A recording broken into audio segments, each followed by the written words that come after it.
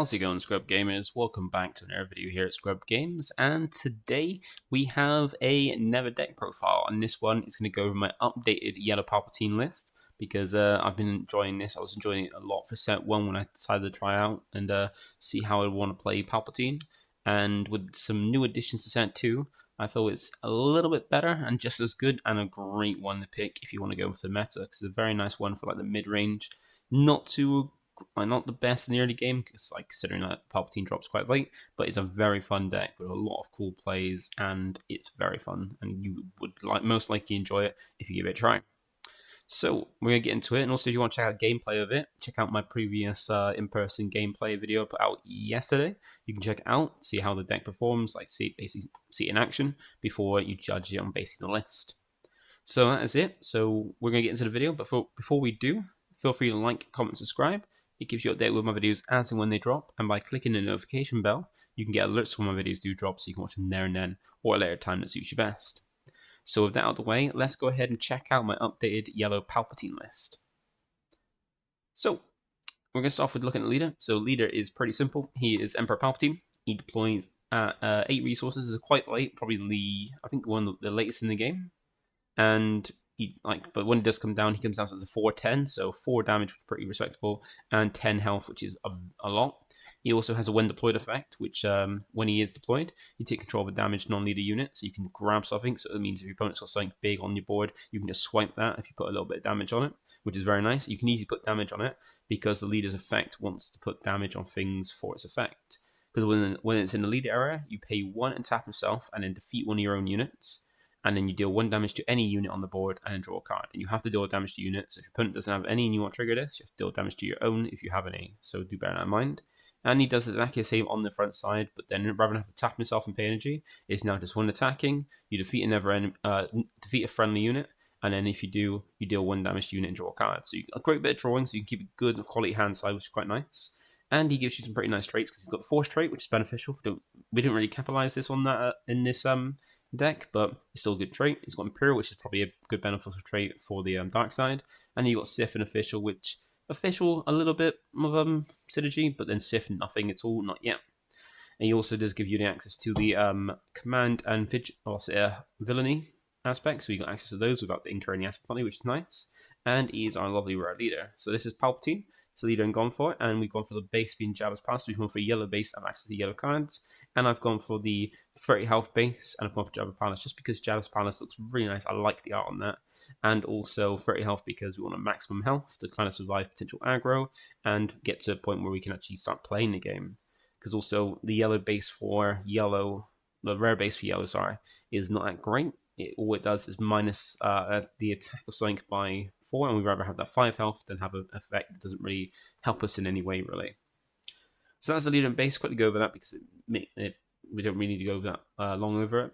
And we got the list. So we'll start off with the low ends. We'll start off with the units. Then we'll go into the events, then any upgrades at the end. And also we'll go from like the lowest to the highest. We'll go for the lower costing things so you can kind of see what we'll begin to start off with the early turns. So start off with one of the new additions for set 2 being Salacious Crumb. Great card, very nice. 1 cost, 1 free. It's got 2 effects. When it's played, it heals 1 damage from your base. Very, very nice. And when it's got another effect, which is an action, which allows you to tap him, return it back to your hand, and deal 1 damage to your unit. So the great thing here is a little bit of heal, so you can keep it against aggro, keep it a bit of healing. It's got to heal up. Kind of if you're going against Sabine, you can mitigate the 1 damage from her effect, down 1 damage to both bases. So this kind of helps you stay in the game. Keep your base healthy, so when you get to later turns when you actually play the game, you survive until then.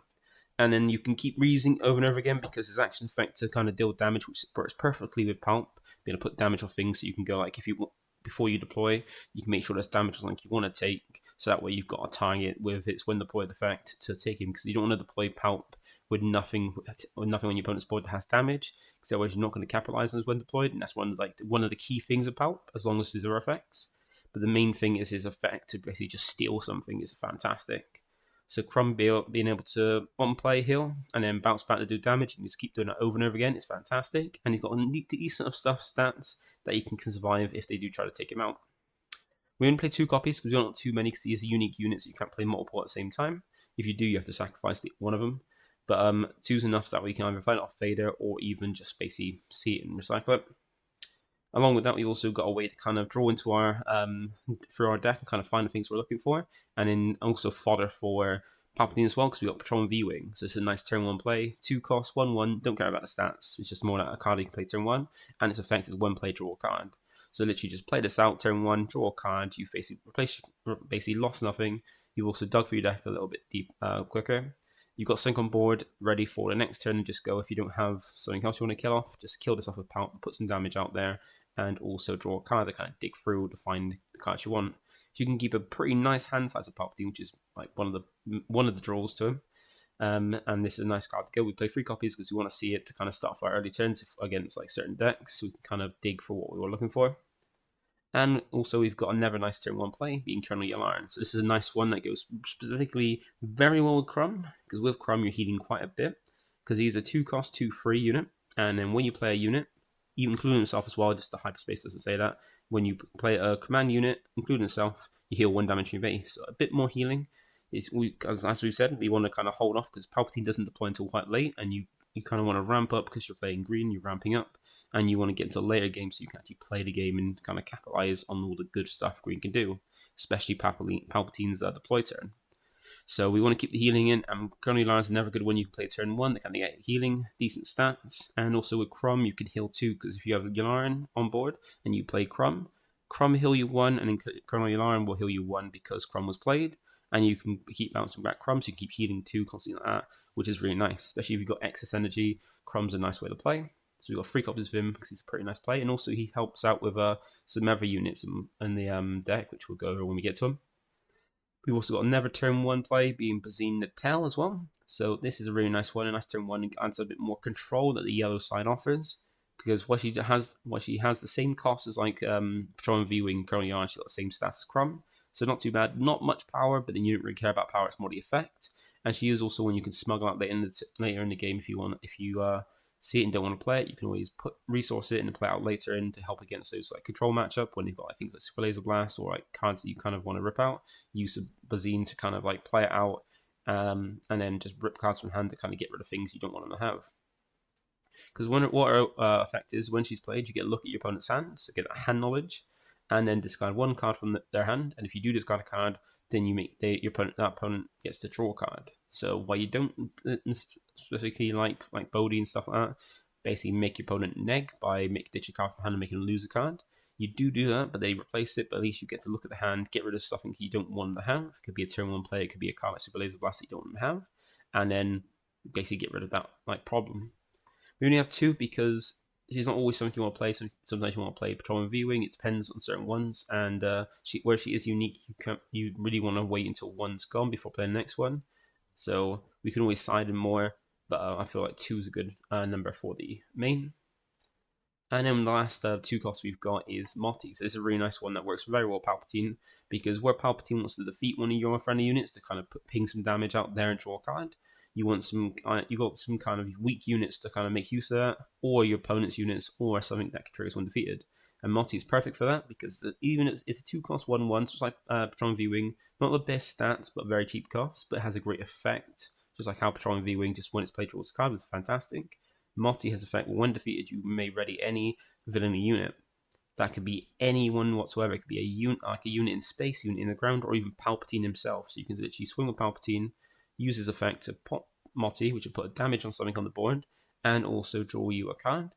And then you'll use Motti to restand Palpatine so you can attack again, which is like very, very good value.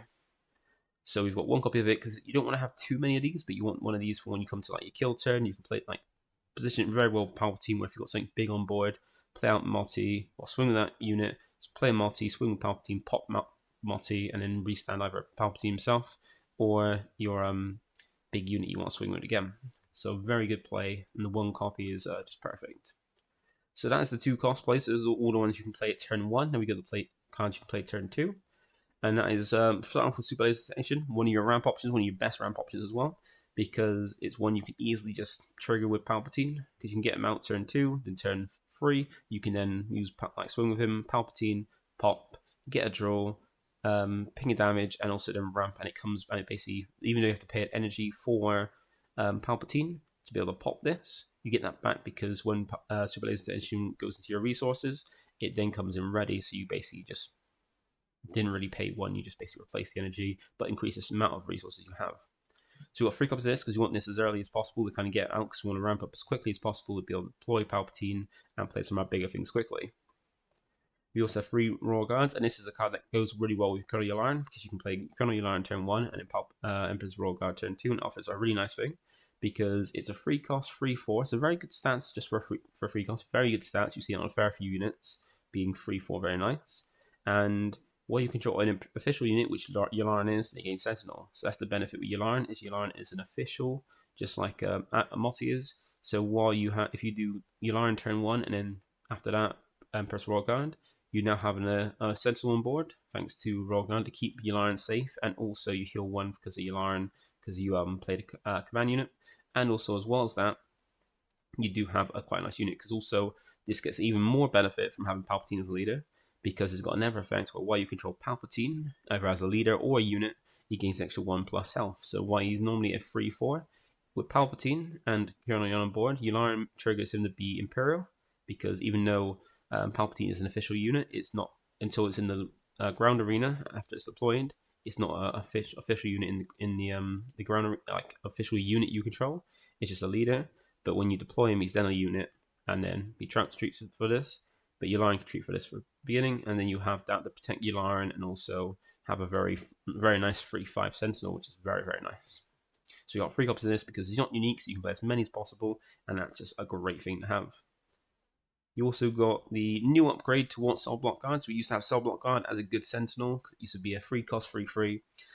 Just a Villainy Sentinel, just 3 cost Sentinel, which is great with good stats. But now we've got kind of an upgrade to that. So already set to, we've had an upgrade to Cell Block Guard being Phase 3 Dark Trooper. Because you might be thinking, why is it an upgrade? Well, it's got the same power, same cost, 3, the same stats, 3/3. It's got a slightly more what's it called? Traits, because now it's not just an Imperial and Trooper, it's Imperial Droid and Trooper, so if you get any droid support, kind of has that. It does have Sentinel like that, but it also has some extra benefits. So while most of it is the same, the 2 benefits it gets is now this is a command unit as well as Villainy. So it means it's beneficial that it's command, because now with Colonel Yularen you can play Phase 3 Dark Trooper, and it's a command unit for Colonel Yularen to heal you 1 from your base. So it's got that benefit where Cell Block Guard didn't kind of offer you that.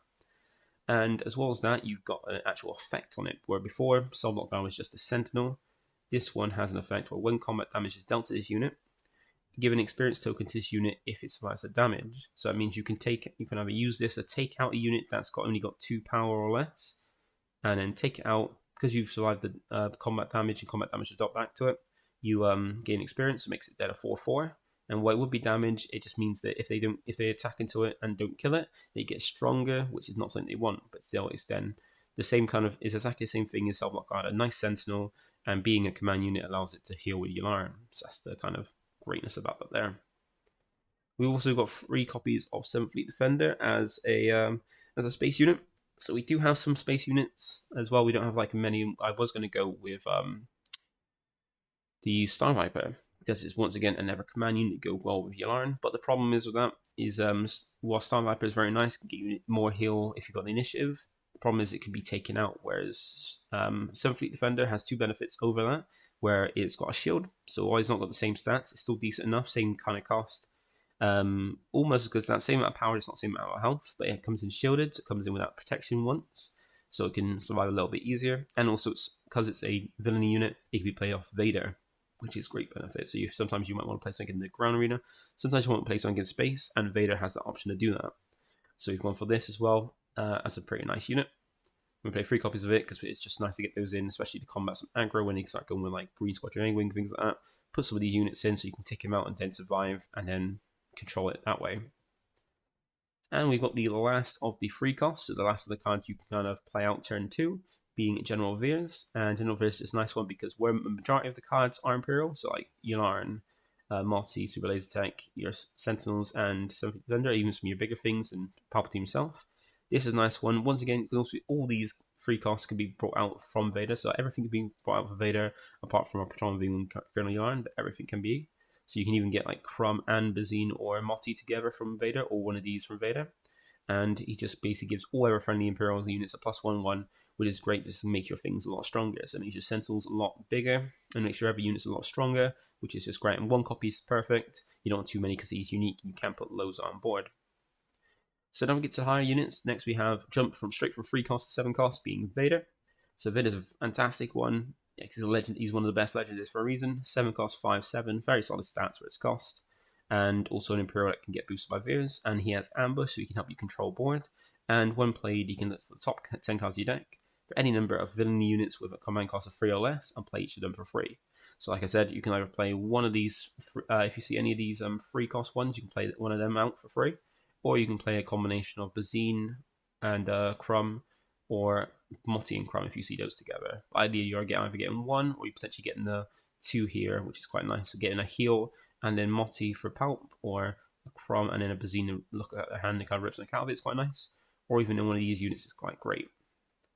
So we've got 3 copies of Vader because it's that great. We're going to play full 3 copies. Next, we've got our last of our ground units being Reinforcement Walker. This is a nice one. Once again, just like most of the green stuff, it offers you a bit of heal and also some nice power because it's an 8 cost, so a little bit more expensive than Vader, but then he's also 6/9, so he's got some big bulk and some big power. And when he's played or when he attacks, so both, which is quite cool, you can look at the top card of your deck and you can either draw that card, add it to your hand and gain more advantage, or discard it and heal 3 damage in your base. So you've got the option to either heal or keep the card, and it can come in quite clutch because healing 3 damage is quite a bit. Might not seem that much, but it's quite big, especially if you play it out when you've got Colonel Yarn. That could be 4 damage healed from your base, which is a big, nice number. Or you can just gain more cards and basically add more options to your hand. Now we've got 3 copies of this because it's a very nice one to get out, and where it's not unique, you can put out a load on board, and if you've got multiple board, you're healing quite a lot or just drawing a lot, which is something your opponent probably doesn't want you to have. And then we go into some of the last lot of space units. So we've got 1 copy of Relentless, fantastic for against like hard control decks where the majority of like events. Putting this out means the first event they play has no effect, so they have to use one to pay it out before using the one they actually want to. And being a 9 cost 8/8, even though it's quite expensive, is pretty powerful, and there are ways to kind of play out and get attack with it before it kind of gets removed, and it just sits there against control decks to kind of like hold them off and make them regret basically playing control. Then the next one we have is 2 copies of Devastator. I did used to have 2 copies of Relentless and then 1 of Devastator, but that was mainly because I only owned 1 Devastator at a time.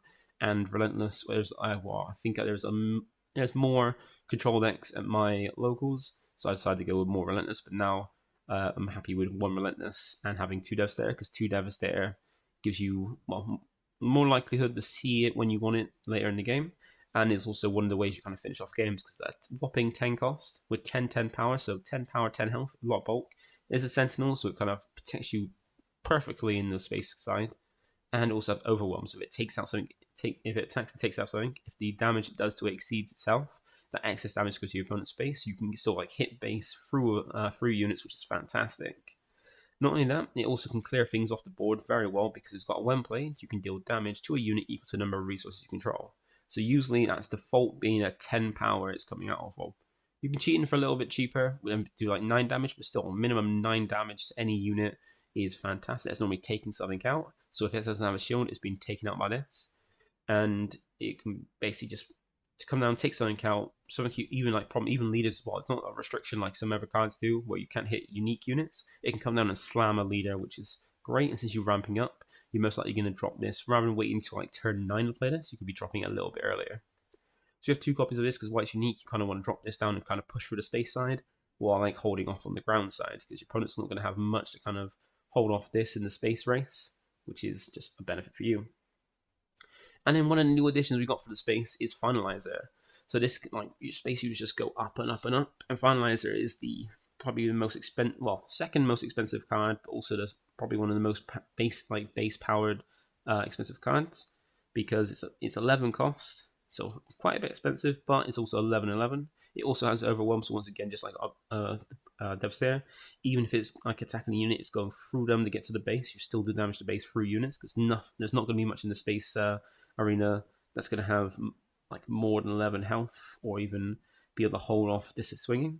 But not only that, it's got a great effect to kind of like clear board so you don't have to worry about swinging through units. You can just go straight to the base because it's got a nice effect where when played, you can choose any number of friendly units and each of those units captures an enemy non-leader unit in the same arena. So you can kind of like capture most of your opponent's entire board, which is great, and just clear the way for you to go through. So your opponent does have to watch out for this, because if they you do have to watch out for this, because you get super laser blast after doing this. You're going to be losing all your board while your opponent gets their entire board back, because they come back after the super laser blast and get uncaptured. But if you can time this right, you can take all your opponent's boards, you can get through things like sentinels and just go straight to your base and just finish the game. And you can potentially even bring this out and attack the same turn with it, and we'll show you how to do that in a bit. Because for now, that is all these units, so that's all our units played out. So next, we're going to go through all the events, and the events are, so you can kind of tweak the ratios if you want. I feel like the ratios for most of this, you can tweak some of the cards.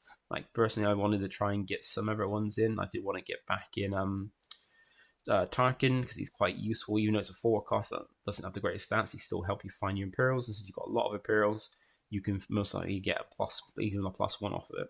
But space was a bit tight, so I cut that. But let's go into the events. So we got the first one being No Good Me Dead.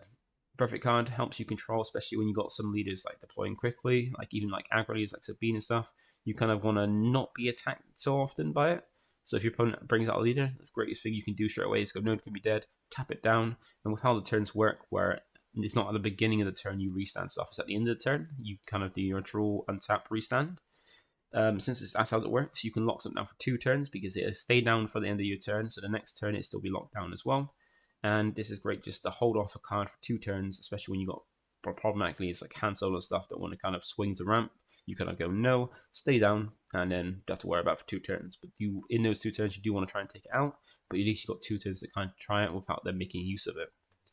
So 3 copies of that is pretty nice, and one of the benefits of the yellow side being things like No Good Me Dead.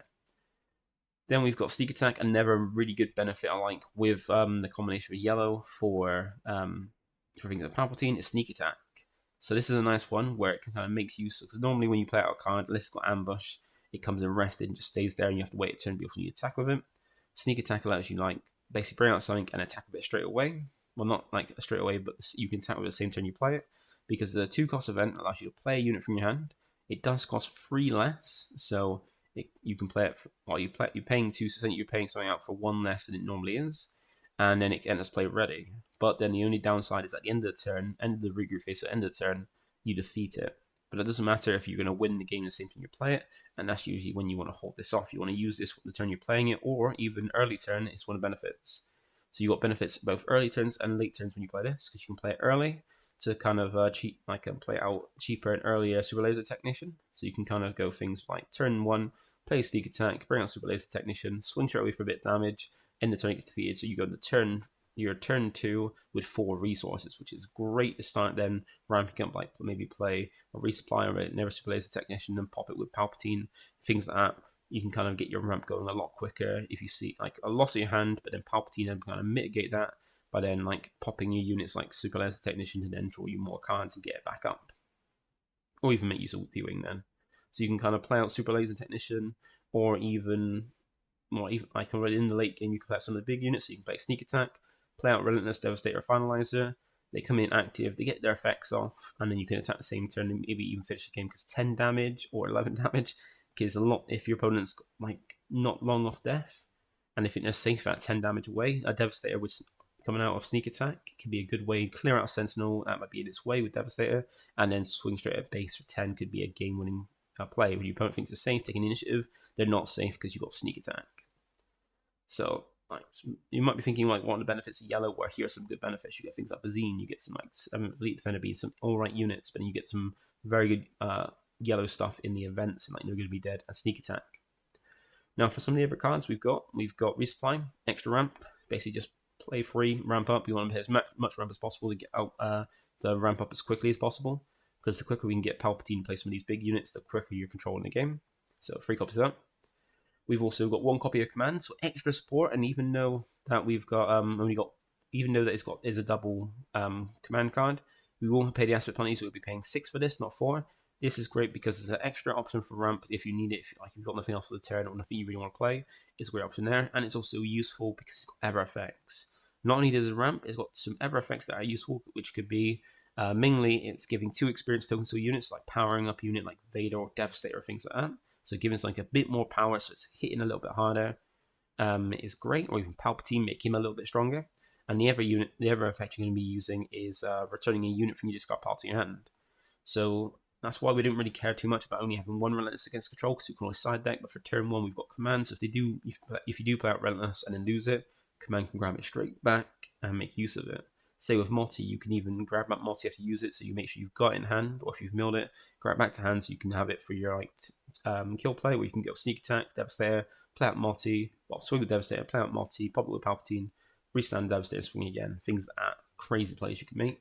And Command is just that helpful bit of extra ramp and a never good effect as well. Because as long as you got a unit on board, it's going to be at least minimum ramp and grab that unit back. We're going to play 1 because whereas the SWU is quite expensive at 6, it is worthwhile in some situations.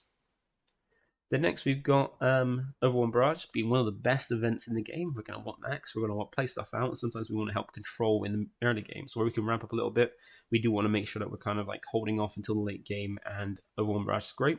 Because not only does it power up on the units, you can have your Royal Guard out, basically a 3/5, looking there, being alright, being a nice little Sentinel. You can give him a boost, help deal out some damage to your opponent's board, and then also be stronger to defend as well. Then a little bit, it does a little bit more damage to attack into it, so it'll be less likely to want to swing into it. And also you're helping clear board. And especially if you put on a huge unit like Devastator, you make it even stronger, and then also clearing a lot of board, because giving it Devastator, or even Finalizer, extra 2 power, being a 12 or 13, and then having 12 or 13 damage to spread out. That's a lot of damage, taking out most of your opponent's board, thanks to that, and then making your big things even bigger to hit a lot harder. So you've got 3 copies of that, because it's such a powerful event, you're not going to want to not put a maximum amount of copies in. And we've got the last 2 cards, and these are the ones that kind of help with Palpatine, kind of make use of the effect to kind of help clear your opponent's board, while also having fodder for Palpatine. Because remember, Palpatine needs to defeat one of your friendly units, the ones you control, to trigger its effect of when it attacks or when it's in the leader area. So 2 cards we've got 2 copies of Change of Heart. I did have 3 copies of it, but I thought clunky because there's not a lot of time in using it, and usually I'm either using it to take my opponent's card so I can then attack with it, so take something big from there so I can attack with it and then sack off with Palpatine, or just taking something so I can kill it with Palpatine, make it a little bit easy to get rid of. So it's a high costing card at 6, but it allows you to take any one of your opponent's cards, and if they haven't attacked with it, you can then attack with it then, and then make sure they don't get it back at the end of the turn, because at the end of the turn, they'll get it back from Change of Heart. But you can mitigate that downside by using Palpatine to kill it before they get it back, and again, you plus, because they don't get it back, you get a card and a ping of damage somewhere, and yeah, you've removed the threat. And another card like that helps with earlier turns than Change of Heart is Traitorous, because it does the same kind of thing, just on a smaller scale, where you can equip someone in your opponent's unit, and if it's 3 or less, you take control of it, so you can help against aggro, ramp up, and then take one of the units they're attacking with and kind of swing into theirs, or just swing into their base and then potentially sack off with Palpatine to kind of make sure they never get back if they do get rid of Traitorous rather than killing it. So we have 2 copies of each of these cards, because while they're great, Traitorous is nice, but then if you're not playing small units or you don't see your ramp, it's going to be harder to play. Or when you get into later games, it's not useful, whereas Change of Heart is, but then it's kind of got benefits at each time. But as the list is of pure 50, so now we're going to go ahead and look at the side deck and see what we've got for that. So let's check that out. So we've looked at the main deck and we're going to look at the side deck. So usually with the side deck, you have to remember that side decks are normally personal to the person building the deck or playing the deck, or to the meta. So you can just straight up use this side deck if you want. This is more tailored to my player style, my view of the meta, and also my locals. So do bear that in mind. But if you're playing this, do remember to amend it, because if you feel there's some cards that aren't as useful, or there's some other cards that aren't in there that'll be more useful, do feel free to switch it around. This is just my my take on the side deck, so you can just take it with a grain of salt. But what we've got in there for the side deck, I've got an extra copy of Villainy, so if I need more hand control stuff to make it more against control decks, or even against aggro decks, just to play something out, so I have something to potentially swing with, or even pop with Palpatine, but also look at opponent's hand and kind of disrupting them by taking things out. Villainy's a good one, and even then I could smuggle it in later in the game as well to help with things like control, take out the Super Laser Blast, or problem cards like Avenger and stuff, and just have an easier time. Then we got 1 copy of Bounty Hunter's Crew. Now this is a nice one because you've got the aspects for it, so you don't have to worry about the aspect penalty. And this is a nice one that you can potentially take something out, because as ambush, 6 cost is kind of expensive, but it's a 4/4 ambush. It can potentially take something out, and also got a nice little when played, you get an event back from your discard pile back to your hand. So in more control decks or some other decks where you kind of might have lost your event, or you've used an event and want to get back, Bounty Hunter's Crew is a nice way to kind of do that without having to use things like restock to put to the bottom of the deck. So one copy of this, which would be quite nice. You can even loop this with going this and command, because then you can, well, if you don't ramp command, but you most likely ramp command, but if you don't ramp command, you can always use this command to this to grab back command, then use command to grab back this, and do something like get boost experience, and then keep doing that over and over again, looping around if you've got the resources and want to do that. Then we've got the last unit I've got in my side deck, being a second copy of Relentless. So against control decks, I'm going to put a second copy of this, maybe less Relentless. Take out not Relentless. Take out a Finalizer and put in a Relentless, because Relentless would be more useful against control matchups to have a card that says you've got to play two of it. If you want to play an event, you've got to basically bait an event with this on board first to be able to use it. And it's just nice to make him use more cards than you want to, just to kind of get through this. So an extra copy of this inside is kind of guaranteed. Then we've got one restock, so once again for control decks, where you get some decks that are hard control or hard focus on mill. And again, with being a very late game deck, like Palpatine is, most of the time they're going to want for control decks to have to go for the mill game that kind of deal with you, like keep controlling the board, go for the mill to kind of get the win. And restock's a nice one to kind of just make sure that you're kind of stopping yourself from decking out. Because you can always, how it works, where events go straight to the drop after when you use them, you can always choose itself to put back. So you put yourself back and 3 other cards to kind of put them back. And if you're very worried about mill, want to make sure they don't, make sure you do draw into it. So if you don't want to make sure you want to draw into it against mill, to make sure you're not when it comes to the next turn, if you put 4 in, that is definitely 1 or 2 you draw. You can always put yourself back and 1 card you do want back to the deck, so that way you're guaranteed the next 2 cards you draw. If you've got no cards in the deck, it's going to be a restock on the card you draw, and just keep doing that. Put restock and just restock itself as something, just 1 other card back, to make sure you're getting a restock to keep doing it, because there's only 1 cost play, which is fair enough when your ramp deck gets loads of energy, and then make sure you're getting back something you do want. So always remember that. The nearer 4 cards, we've got 1 copy of Emperor's Legion. So if you build up a board and your opponent takes it, wipes it out, you can just go this, grab back. Or even if you've got things like Relentless, your opponent have Relentless down, your opponent takes it out, you can get it back with a simple 2 resources and then go ahead and play it back on board. So a nice way to recur things that your opponent's trying to having a problem with taking them out, get it straight back, and this can even get multiple things if you succumb to a super laser blast. Then we've got 2 Spark Rebellion. So we do have an aspect penalty on this, but it's not too bad, because where we still got yellow, we only get 1 aspect penalty of the heroic, so we don't have the heroic trait. So it costs 4, but it's still worth it for against more control decks, more work against control. And this helps you allow to look at your opponent's hand, rip any card from hand, so mainly looking at ripping out their restocks and their super laser blasts. Super laser blasts, so they can't just wipe out your board, and restock, so they can't basically recur their cards. So that way they have to restock the restock, which is good at them. If they can't get through the deck quick enough, they're not going to see. So this could be a handy way to help control, which is very useful against the more controlling decks. That can control hurts the hard control decks pretty nicely. Then we've got 2 copies of Palpatine's Return. Now you'd be thinking, why would you play this if you only have Vader as a force unit, only 3 copies of Vader? We got to think about this. That you might be thinking Palpatine's Return only goes with 4 units like Maul and Vader. It doesn't just go for those. It can get back any unit. Just it gets more of a cost reduction if you're selecting a force unit. So while you're selecting force unit, you can play out Vader for free from your discard, which is so good. But it also is an event that allows you to play any of your units back from the discard. So if you've played out Relentless, or played out Devastator or Finalizer, and then it's been defeated, you don't need to recycle back your deck with restock. You can just get it back from the discard with Palpatine's Return. Because all it allows you to do for 6 is play a unit from your discard pile. It costs 6 less, so it basically costs the same amount. It costs less, the same amount of Palpatine's Return. And if it's a force unit, it costs 8 less instead. But it just means if you've, say, for the last turn, you paid 10 for Devastator. Devastator came out, did 10 damage to something, and it's sat there, and your opponent takes it out. You can just, once again, next turn, play another 10 by paying 6 for Palpatine, the extra 4, to play Devastator back from your discard pile. You haven't used anything in your hand, and you've played back out Devastator, and they've got to deal with that again while you've just played it back out. So it's just a great card that can work with any unit, and just basically play it back from the discard if you've only got a 1 copy, getting it back. So it helps make, and even then, if you see it early game, you can always resource it if you don't want to, but then if you see it late game, it can help you recycle those units that you do lost that you want back on the board. And then the last one we've got is 1 extra traitor. So against aggression, you want to ramp up so you can basically start taking their units, fighting them back against them, especially if they're boosting your own units to kind of hit heavier. and they're low as 3 cost or less, you can just take those and go, this is mine now, and just keep swinging. And if it gets close to death, pop it with Palpatine. So just helpful against basically against aggro. That's not take it a unit attacking with while you're slowly building up your board, and basically just take something they've put effort in. So they can play something out for you, you just grab it once you've got the resources. And that's the side deck, so a nice 10 cards and 50 in the main, so hopefully that is helpful.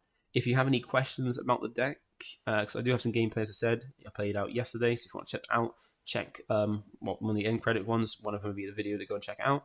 If not, go and have a look on my channel. But yeah, if you have any questions about it, just comment down below, and I'll answer as best I can. If you have any suggestions, feel free to suggest, because there might be things I missed that I did not think about that could be a good idea, because I'm not always seeing everything. Sometimes I might not see everything, just see what I want to see. But suggestions are always helpful. And if you have any questions about how things work, or what kind of any questions about the deck, how it works, or what you want to play, feel free to comment, and I'll answer as best I can. So that's it for today. Thank you for watching. Feel free to like, comment, subscribe, and I'll catch you in the next one. Bye for now.